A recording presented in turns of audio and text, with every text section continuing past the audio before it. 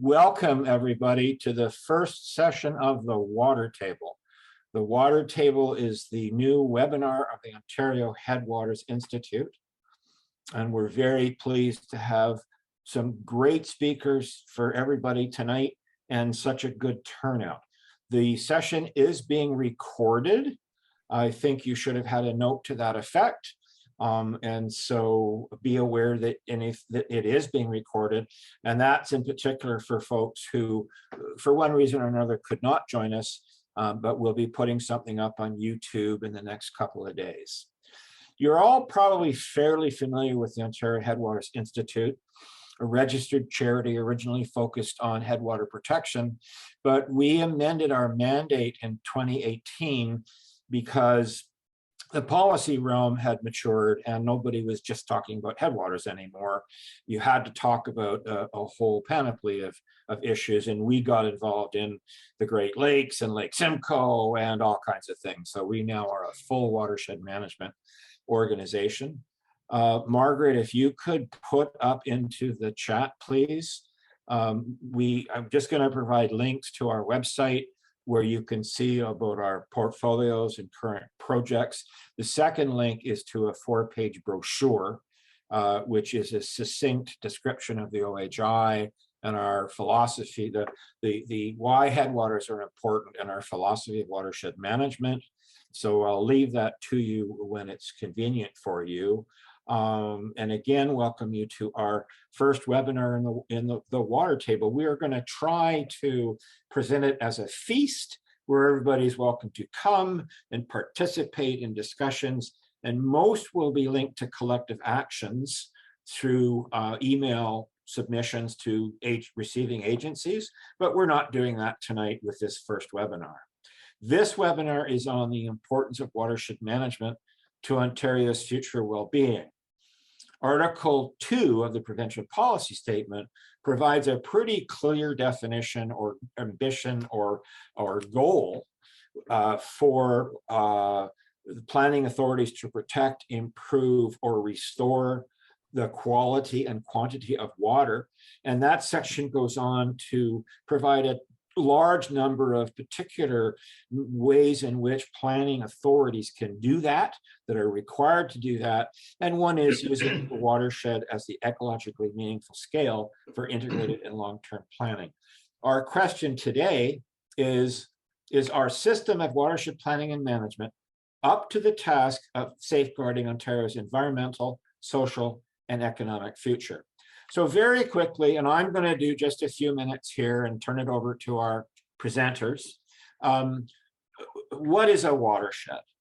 Most of you on this call would probably be aware of that simple definition and description. It's an area of land that drains to a single body of receiving water, could be an ocean, a lake, or a river. Canada has 5 really huge primary watersheds draining to the Pacific, Hudson's Bay, and the Atlantic, and the Arctic Oceans. But there's a 5th one that probably people might generally be unaware of. There's a small sliver of southern Manitoba that drains to the Gulf of Mexico. Under that, there are 23 secondary watersheds. Some are rather huge.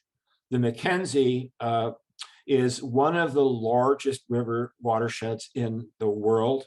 The Amazon and only 2 others are bigger, and the Mackenzie is in the top 4.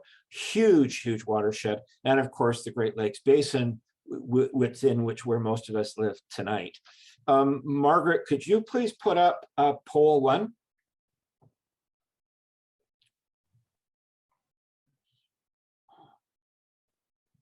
So take your time, read this through. We're just wondering about your familiarity with where you live. Below the secondary watersheds, there are tertiary watersheds, of course. Ontario has 145 of those. Things that you might be familiar with would be the Grand, the Credit, the Humber, and the Rouge, and of course the Thames. We have a speaker today from the Lower Thames. for practical reasons, the Thames has two conservation authorities, one for the upper Thames and one for the lower Thames. So you live in one of those 145 tertiary watersheds. Margaret, how is the, are people voting? Have people voted? Are we ready to close that poll? Yep, I think we've got most people in. I'll end it and then I will share the results. Oh, look at that. Well, that's very encouraging. Large, quite a majority from C and up, even 72% in D and E. So very thrilled that we have such a knowledgeable group with us today.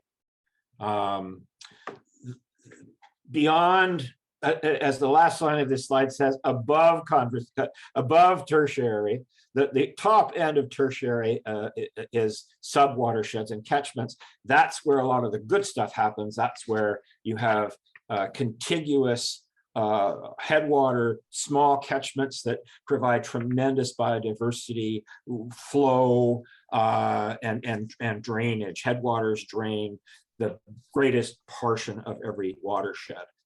Secondly, watershed management. Now, you can take full university degrees on watershed management.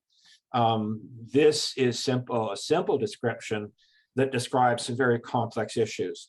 Watershed management would be an inventory of the characteristics of a watershed. That takes, more than a weekend. That's years of study and field tests, field visits, and site visits, that sort of thing, and an assessment of the pressures on those characteristics, and the design and implementation of a watershed plan to maintain and restore the health of a watershed.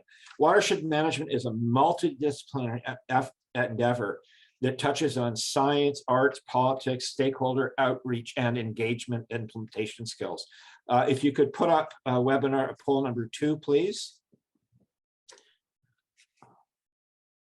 There have been a tremendous number of changes from the current government with respect to how watershed management is delivered in Ontario. So this poll is fairly simple. Do you think the recent changes to CAs, permits for aggregate operations, species at risk, and other aligned issues have either substantially weakened or up to a series of grades here to substantially strengthen watershed management? So we'll give you a few minutes to look at that. And I'm going to press on because I'm taking too long to speak. I'm almost out of time. This is a slide for stimulation and controversy. The OHI understands that there's a huge number of frameworks for ecology and environmental management. We just happen to think that watershed management is the most useful lens that anything else that is being studied or planned is perhaps best identified and monitored on a watershed basis. Even while CO2 emissions are global, and we went from 413.6 to 413.7 million parts per million today, we believe the impacts are best managed on a watershed scale. And here we have the results of the poll as I try to keep to my own schedule. So there's a large percentage of participants, or 70 participants that we now have, that have some concerns about the weakened state of watershed management in Ontario. 92% have concerns. Thank you, Margaret. So we have a really fabulous roundup of speakers today to help us appreciate the skills that were mentioned and the biases that people like the Ontario Headwaters Institute has about how important watershed management is as a tool for society. We have Jack Imma from Trout Unlimited, Mark Peacock from the Lower Thames, and Carrie Ann Charles of Cambion Indigenous Professional Services. And I will do introductions to them when we get there. Just before we turn over to our wonderful speakers, it's always important in these days to try to deal with Canada's past, to acknowledge the land ownership and where we are, particularly this week with so many First Nations groups meeting in Rome to address some truth and reconciliation issues. So we clearly understand and acknowledge the original inhabitants who had stewardship over on the lands that are now Ontario. We think that there are some really high water achievements for informal collaboration and formal treaties. But unfortunately, the history of European settlement has taken us down a path where our commitment to treaties is questioned. There's a lack of clarity about inherent rights that are not written down in treaties, and long-lived and tragic behaviors of discrimination, forcible ejection, and cultural genocide. We really believe that a path of truth and reconciliation would help us understand the past and move forward. We support the blending of traditional ecological knowledge with emerging science into a vision that both sees land and water as one, which is a current catchphrase we're using a lot, and that commits society to ecological integrity through stewardship.